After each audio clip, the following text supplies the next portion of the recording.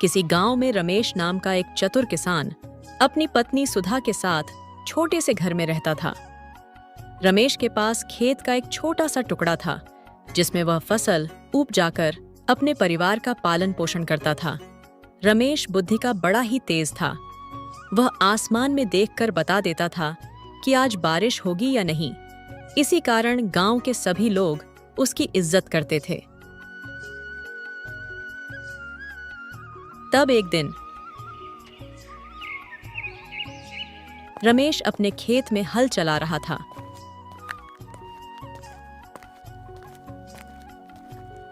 तभी उसके खेत में सुमेर सिंह नाम का गांव का जमींदार आया। रमेश भाई, आखिर तुम क्यों इस छोटे से खेत में अपना पसीना बहा रहे हो? आखिर तुम कितना कमा लेते हो इस छोटे से खेत में फसल उपजाकर?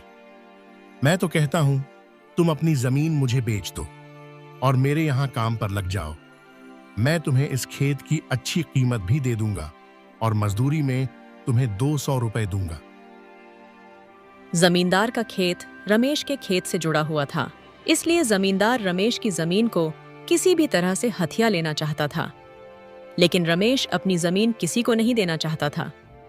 तब रमेश ने जमींदार से कहा, जमींदार साहब, मैं इसी खेत के टुकड़े से पल रहा हूं। अगर मैं यह जमीन आपको दे दूंगा तो फिर मैं कहां जाऊंगा? मुझे तो भूखा मरना पड़ेगा। नहीं नहीं जमींदार साहब, मैं यहां खेत को कभी नहीं बेचूंगा। यह खेत मेरे दादाजी की निशानी है। जमींदार साहब, मैंने एक तरकीब निकाली है। मैं इस बार ऐसी फसल लगाऊंगा कि मुझे दुगनी कमाई होगी। और देखना, आप भी किसी दिन मैं आपका वाला खेत भी अपने खेत में मिला लूंगा। जमींदार रमेश की बात सुनकर आश्चर्यचकित हो गया और मन ही मन सोचने लगा, अरे बाप रे, अब ये कौन सी खेती करेगा कि इसकी फसल दुगनी हो जाएगी? कुछ तो गड़बड़ है, मुझे पता लगाना होगा। ये तो वैसे भी बड़ा चतुर आदमी है। अरे रमेश, वो सब तो ठीक है, मगर तुम कौन सी खेती करने जा रहे हो? ऐसे नहीं बताऊंगा। मेरे पास जमीन बहुत कम है, इसलिए मेरा हिसाब बैठ नहीं रहा है। आज रात मैं इसी खेत में आकर हिसाब लगाऊंगा। इतना कहकर रमेश वहां से चला जाता है। ये बात जमींदार के सर में दर्द देने लगा। वह सोच रहा था कि कौन सी ऐसी फसल है जो कम खेतों में दोगुनी हो जाएगी।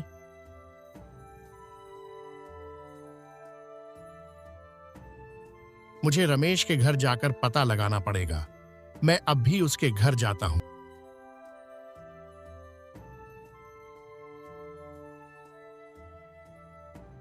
शाम हो चुकी थी। रमेश फावड़ा लेकर अपने खेत में जाने की तैयारी कर रहा था। तभी उसकी पत्नी बोलती है, ये क्या, रात में फावड़ा लेकर कहाँ जा रहे हैं? क्या सुधा, तुम शांत रहो। जोर जोर से बोलकर गांव वालों को जगा दोगी क्या? क्या तुम्हें पता है, मैंने कम खेत में ज्यादा फसल होने वाली एक तरकीब निकाली है। तुम देखना, मैं इस बार इतना अनाज पैदा कर दूंगा कि 5 साल में भी खत्म नहीं होगा। रमेश की बात जमींदार एक पेड़ के पीछे से छिपकर सुन रहा था। जमींदार के दिल दिमाग में बेचैनी छा गई। वह सोच रहा था कि ऐसी कौन सी खेती है जो कम खेत में दुगना हो जाएगा। इसलिए जमींदार भी रमेश के पीछे पीछे खेत पर चला गया और एक पेड़ के पीछे छिपकर सब कुछ देखने लगा। रमेश ने कहा, कहां से शुरू करूं, कैसे शुरू करूं? यह जमींदार का खेत भी ना मेरा सारा काम बिगाड़ देगा। अगर मेरे खेत का फसल ज्यादा हो गया तो जमींदार के खेत में चला जाएगा और फिर जमींदार बिना मेहनत के मेरी फसल ले लेगा। इसलिए मैं जमींदार से कहूंगा कि अपने खेत में दीवार बना लो ताकि मैं फसल अपने ही खेत में लगा सकूं। जमींदार यह बात सुनकर कहने लगा, अच्छा बेटा, तो यह बात है। अब देखना मैं तुम्हें कैसे मजा चखाता हूं। तू खेती तो अपने खेत में करेगा, मगर फसल को काटूंगा मैं। यह कहकर जमींदार वहां से अपना घर चला गया।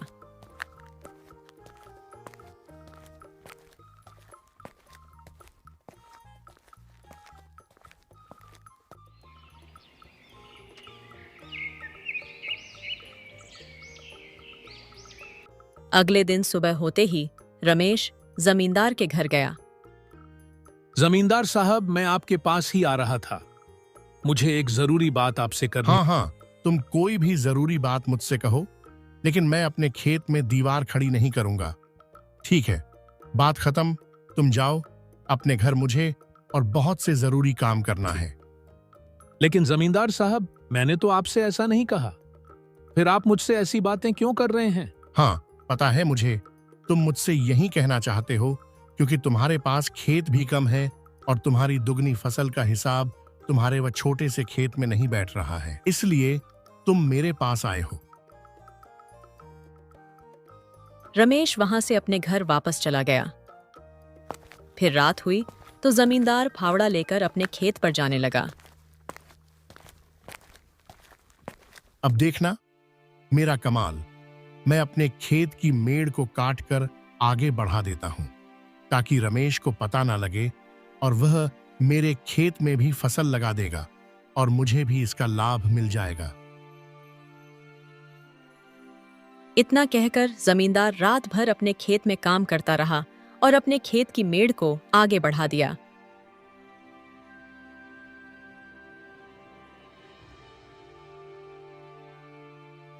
अगले दिन सुबह होते ही रमेश और उसकी पत्नी अपने खेत पर काम करने के लिए जाने लगे। खेत में पहुंचकर रमेश की पत्नी ने कहा, सुनो जी, आज अपना खेत कुछ बड़ा सा लग रहा है। हाँ सुधा, लग तो मुझे भी लग रहा है कि भगवान ने मेरी सुन ली। अब तो और भी ज्यादा फसल लगेंगे। चलो अब खेतों में बीज बो देते हैं।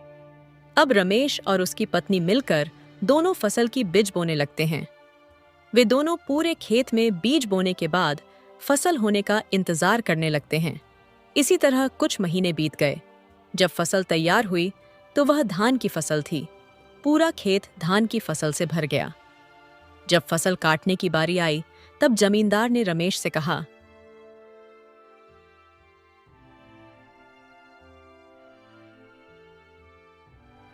रमेश, जरा रुको भाई, इतनी जल्दी क्या है? तुम्हें पता है जिस खेत में तुमने फसल लगाई है वह खेत की बनी हुई जमीन मेरी है। क्या बात करते हैं जमींदार साहब, मैंने तो आपसे जगह नहीं मांगी थी। फिर आपने अपने खेत की मेड़ को काटकर जगह बढ़ा क्यों दिया? रमेश, मुझे वह सब नहीं पता, लेकिन यह बड़ी हुई जगह मेरी है। मैंने ही खेत की मेड़ को काटकर आगे बढ़ा दिया था ताकि तुम्हारी फसल की जड़ मेरे खेत में आ जाए। अच्छा, तो ये बात है। लेकिन जमींदार साहब, मैंने भी यही तरकीब लगाई थी क्योंकि मेरे पास खेत कम था और कम खेत में दुगनी फसल कैसे संभव होगी। लेकिन आपने तो मेरे मन की बात सुन ली और कर भी दिया। जमींदार साहब, न मैंने आपको खेत बढ़ाने को कहा, न आपके पास आया, तो आपने अपने खेत की मेड़ को आगे बढ़ाया क्यों? इसलिए इस फसल पर आपका कोई हक नहीं है। जहां तक मेंढ है वहां तक आपका खेत। बाकी मेरी समझ गए जमींदार साहब। रमेश की बात सुनकर जमींदार आश्चर्यचकित हो गया और रमेश के दिमाग को मान गया। लेकिन फिर भी जमींदार हार मानने वालों में से नहीं था और इस बात का बदला लेने के लिए इंतजार करने लगा। तब कुछ महीनों बाद रमेश में बीमार पड़ गया और गेहूं की फसल की बुआई होने लगी। समय निकला जा रहा था। जमींदार उसकी हंसी उड़ाने के लिए उसके घर गया। क्यों रमेश, देखा ना बेईमानी का नतीजा? पड़ गया ना बीमार। अब तुम्हारे खेत को कौन जोतेगा? गेहूं की बुआई का समय निकल जा रहा है। अभी तक तो तुम्हारे खेत में हल भी नहीं चला। अब देखो तुम भूखे मरोगे।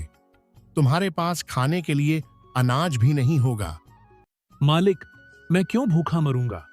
मेरे पास दादाजी का खेत है ना, वह मुझे कभी भी भूखा नहीं मरने देगा। ऐसा वरदान है उसे खेत में। कैसा वरदान रमेश?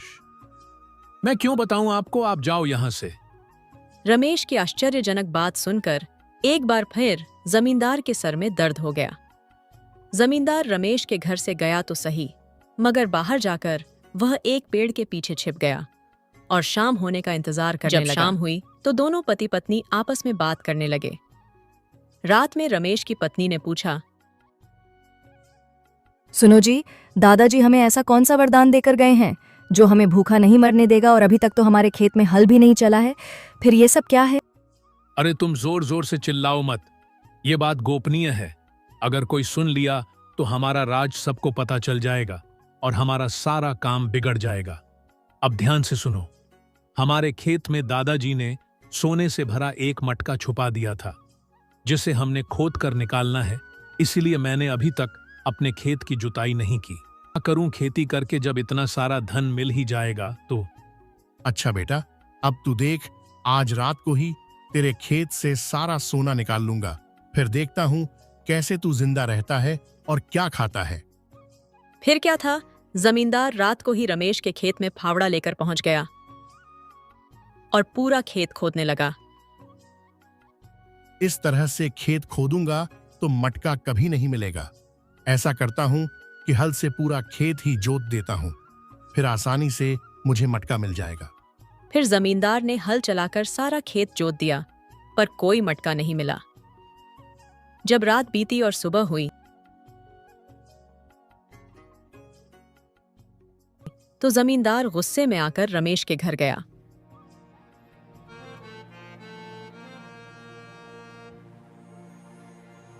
क्यों रे रमेश, कहाँ है सोने का मटका? तूने तो कहा था कि तेरे खेत में सोने का मटका है। मैंने सारा खेत तो खो दिया, पर मुझे कहीं भी मटका नहीं मिला। कहीं नहीं मिला? पर ऐसा कैसे हो सकता है जमींदार साहब? आपने पूर्व उत्तर की दिशा में सही से नहीं देखा होगा। मैं अभी जाकर देखता हूं। अरे बेवकूफ, जाते कहाँ हो? मैंने सभी जगह पर खुदाई करके देख लिया। पूरब, पश्चिम, उत्तर, दक्षिण पर मुझे कहीं पर भी मटका नहीं मिला। क्या आपने सारा खेत जोत दिया है? अरे ओ भाग्यवान, जल्दी से बिज लाओ। जमींदार साहब ने हमारा पूरा खेत जोत दिया है। अब मुझे हाल चलाने की जरूरत नहीं है। किसी ने सच ही कहा है, भगवान गरीबों की सुन ही लेते हैं। अरे ओ बेवकूफ, तुमने मुझसे झूठ कहा था। वहां कोई सोने का मटका नहीं है। मालिक, अगर वहां कोई सोने का मटका होता तो मैं वहां सोना निकालकर गांव का जमींदार नहीं बन जाता क्या? वह तो मैंने अपनी पत्नी सुधा का दिल बहलाने के लिए ऐसा कहा था। लेकिन एक बात मुझे समझ में नहीं आ रही है, यह बात आपको किसने बताई? जमींदार लड़खड़ाते हुए बोला, मुझे कौन बताएगा? मैं क्या तुम्हारे घर पे था जो मुझे पता चल जाएगा? वह तो मुझे सपने में आया था, इसलिए मैं तुम्हारे खेत में सोने का मटका ढूंढने गया था। अच्छा, तो यही बात है। बेचारा जमींदार वहां से बेवकूफ बनकर चला गया। इस तरह से रमेश ने अपने खेत को बड़ा भी कर लिया और उसे जमींदार से अपने खेत में हल भी चलवाया। अगर बुद्धि हो तो बड़ी से बड़ी मुश्किल भी आसान हो जाती है। इस तरह की दिलचस्प कहानियां देखने के लिए हमारे वीडियो को लाइक करें, चैनल को सब्सक्राइब करें और एक प्यारा सा कमेंट जरूर करें। Thanks for watching.